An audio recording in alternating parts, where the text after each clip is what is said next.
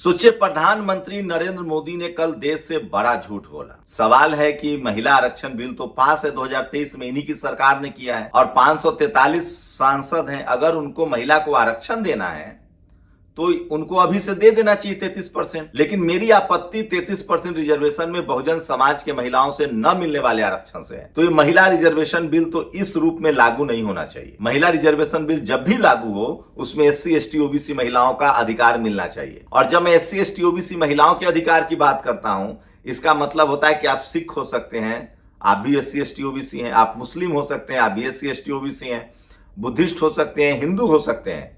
इस देश की लगभग 90% आबादी SC, ST, OBC की है और साथ ही किसान जातियों का भी इसमें रिप्रेजेंटेशन फिक्स किया जाए, जाट हो, पटेल हो या मराठा हो। आज तक सोचिए 75 साल हो गए लोकतंत्र के, लेकिन क्या जनरल सीट पर कितने परसेंट SC, ST, OBC और किसान जातियां चुनाव जीतती हैं? जाट, पटेल, मराठा, गुर्जर, जिनको आप कहते हैं कि वो अमीर हो गए हैं, वो भी सोशली और एजुकेशनली बैकवर्ड हैं। उनके जज कितने हैं, कैबिनेट सेक्रेटरी कितने हैं?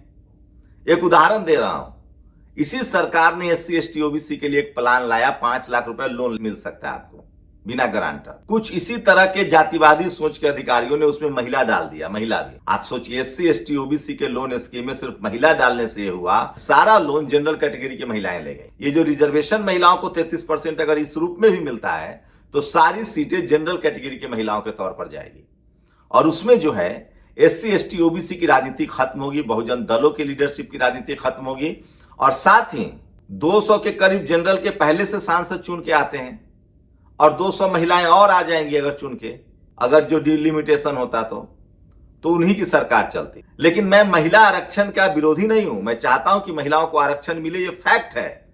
आरक्षण के विरोधी तो वो लोग हैं जो जातिवाद करते हैं। अब तक SC, ST, OBC का आरक्षण से दिक्कत थी, लेकिन जैसे इकोनॉमिक वीकर सेक्शन का आरक्षण मिला, गप से खा गए।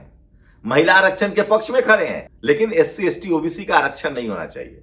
महिला आरक्षण होना चाहिए, लेकिन SC, ST, OBC को आरक्षण ना मिले। तो जो कल तक आरक्षण को गाली देते थे, उनका आरक्षण के लिए जीभ लपलपा रहा है कि महिला आरक्षण पास हो जाए, लेकिन SC, ST, OBC को आरक्षण ना मिले। सोचिए कौन हिपोक्रेट है। एक तो ये बात है। दूसरी बात है, प्रधानमंत्री झूठ बोल रहे हैं, वो चुनावी फायदे के लिए काम कर रहे हैं। मैं डिलिमिटेशन के पक्ष में हूं, ये बात मैं आपको समझाऊंगा, लेकिन उससे पहले आपको ले चलते हैं बंगाल। बंगाल में साम दाम दंड भेद सब कुछ बीजेपी कर रही है। सोचिए, बंगाल में 23 को वोटिंग होगी, उसके बाद 29 को वोटिंग होगी, 4 मई को नतीजे आएंगे। ममता बनर्जी ने कहा है कि 2026 आते आते ये सरकार गिर जाएगी। सोचिए, संसद में जब डिलिमिटेशन बिल पर वोटिंग हुई, 278 वोट ही सरकार के पक्ष में थे, मतलब बहुमत से 6 ज्यादा। बाद में कहा गया कि इसको मशीन गलती कर चुकी है। सोचिए, 500 वोट गिनने में मशीन ने गलती किया। बाद में कहा गया कि 298 वोट सरकार को मिला है। यह भी बड़ा सवाल है।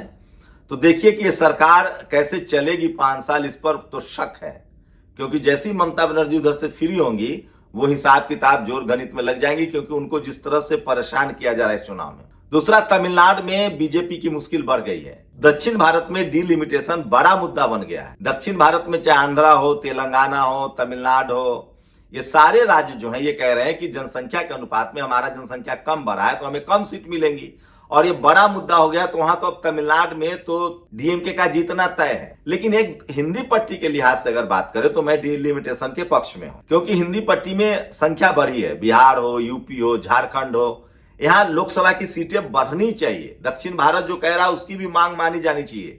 वो जिस अनुपात में कह रहा है उसको बढ़ा के दीजिए। लेकिन यूपी में सोचिए, सबसे बड़ी आबादी है, सीटें बढ़नी चाहिए ताकि ज्यादा लोग संसद में जाए, ज्यादा लोगों को काम करने का मौका मिले। बिहार में डिलिमिटेशन है, वहां भी सीटें बढ़नी चाहिए। तो मैं ये महिला आरक्षण के आड़ में जो लाया गया डिलिमिटेशन बिल, अगर इसी को डिलिमिटेशन बिल की तरह लाया जाता कि भैया हम सभी राज्यों में लोकसभा की सीटें बढ़ाना चाहते हैं, तो ये बिल पारित हो जाता। तब तो तमाम SC, ST, OBC के लोग इसको बिल को देते। लेकिन ये महिला आरक्षण में लपेट कर लाए। SC, ST, OBC के लोग महिला आरक्षण में बिना बहुजन महिलाओं को आरक्षण दिए हुए इसको बिल को समर्थन नहीं कर सकते हैं। ये बीजेपी से बड़ी चूक हुई है। उसकी मंशा ही नहीं SC, ST, OBC को कुछ देने की। आपको डिलिमिटेशन करना था तो इसको बिल को कहते कि हम डिलिमिटेशन करेंगे। उसके बाद आप कहते कि हम 29 महिला बिल लागू करेंगे, जो बिल ऑलरेडी 33% रिजर्वेशन पास है। हम लोग उसमें मांग करें कि उसमें SC, ST, OBC महिलाओं का अलग से भागीदारी दी जाए। तो महिला बिल तो पास नहीं होगा। महिला आरक्षण बिल बगैर बहुजन समाज को आरक्षण दिए हुए तो आप पास नहीं कर सकते। महिला बिल पास होगा तो जैसे जनरल सीटों पर जनरल जीत के आ रहे हैं, महिला सीटों पर सिर्फ जनरल महिलाएं आएंगी। दलित, पिछड़ा, कोई फूलन देवी, कोई फुलबतिया देवी नहीं आ पाएंगी। ये एक सच्चाई है, कोई राबड़ी देवी नहीं आ पाएंगी।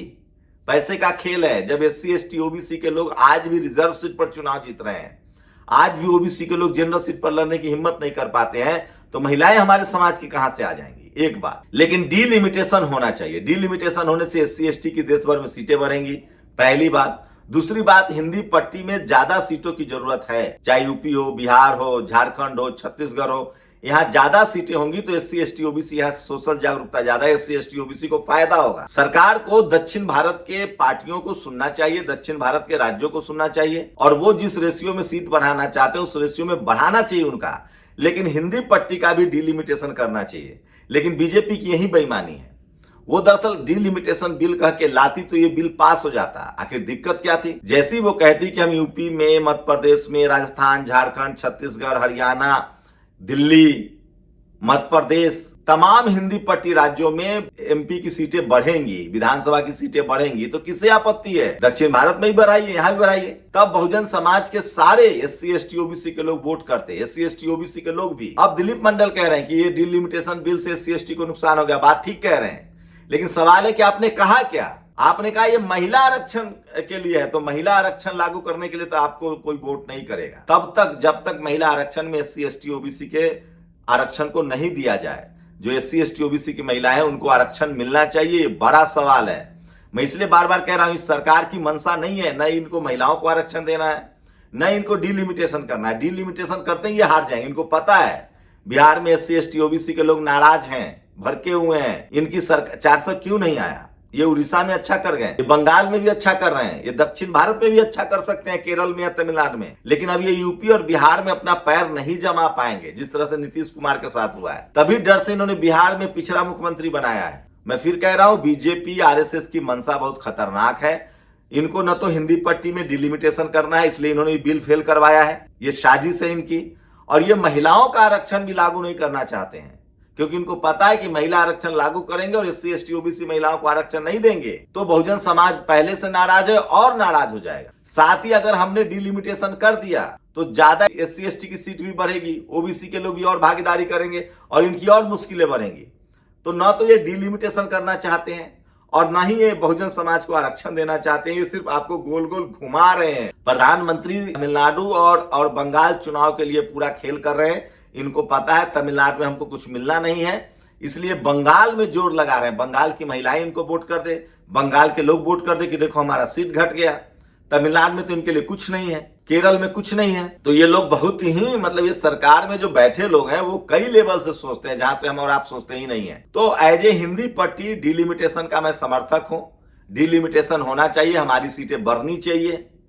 हिंदी पट्टी में जनसंख्या बढ़ी है, सोचिए 25-25 लाख पर एक सांसद है, 10 लाख पर एक होना चाहिए। दक्षिण भारत की जो मांग है उसको भी मिलना चाहिए। वो जिस लेवल पे कह रहे हैं रेशियो बढ़ाने के लिए, सब जगह बराबर कीजिए ना भाई, क्या दिक्कत है? जितने जिले हैं, जितनी जिसकी जनसंख्या उसके आधार पर कीजिए और उनको दीजिए कुछ रियायत। लेकिन मैं फिर कह रहा हूं, बीजेपी आरक्षण तो लागू करना चाहती है, महिला आरक्षण, लेकिन SC ST OBC महिला को आरक्षण नहीं देना चाहती है। लेकिन ये डिलिमिटेशन भी नहीं करना चाहती। तो ये दोनों मामले पर फंसी हुई सरकार है और इनकी कोशिश है कि तमाम बहुजन लीडरशिप वाली पार्टियों को ये बात करनी है। लेकिन सवाल है कि संसद में बात बोले कौन? हिंदी पट्टी में अब प्रचार करेंगे कि देखिए आपका सीट बढ़ रहा था, इन्होंने बढ़ने नहीं दिया। दक्षिण भारत में जाकर कहेंगे कि देखिए महिला आरक्षण नहीं मिलने दिया। ये मतलब करवा करवा थू और मीठा मीठा गप। तो सोचिए बीजेपी किस लेवल की राजनीति करती है। डिलिमिटेशन होना चाहिए, हम लोग चाहते हैं। आप लोग की क्या राय है, अपनी राय जरूर दीजिए। शुक्रिया। नेशनल दस्तक की आपसे गुजारिश है कि अगर इसको बचाना चाहते हैं तो नेशनल दस्तक को सब्सक्राइब करने के लिए रेड कलर के सब्सक्राइब बटन को दबाएं, फिर बेल आइकन की घंटी दबाएं। नेशनल दस्तक को बचाने के लिए बहुत जरूरी है कि हर खबर को शेयर करें, लाइक करें, कमेंट जरूर करें।